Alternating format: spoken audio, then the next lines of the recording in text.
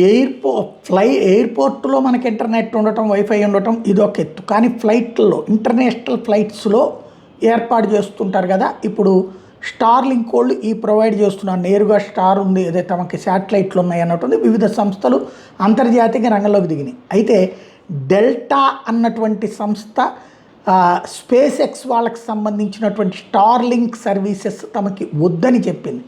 Internet connectivity ఇవ్వడానికి సంబంధించి delta sync portal అనేది స్టార్లింక్ బ్రాండెడ్ పోర్టల్కి సంబంధించి దాన్ని పక్కన పెట్టింది. అట్లాగే అమెజాన్ ఎల్ఈఓతో పార్ట్నర్షిప్ అవుతుంది.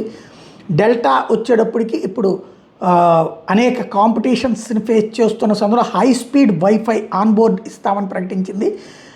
అనేక మంది ఇతర సంస్థలు కూడా ఈ దిశగానే అడుగులు వేస్తున్నారు. Starlink, Amazon's Leo airplane wifi for data అన్నటువంటిది ఇప్పుడు పెద్ద ఎత్తున చర్చ నడుస్తోంది. ఒకళ్ళకొకళ్ళు పోటీలు పడుతున్నటువంటి పరిస్థితి అయితే ఉంది.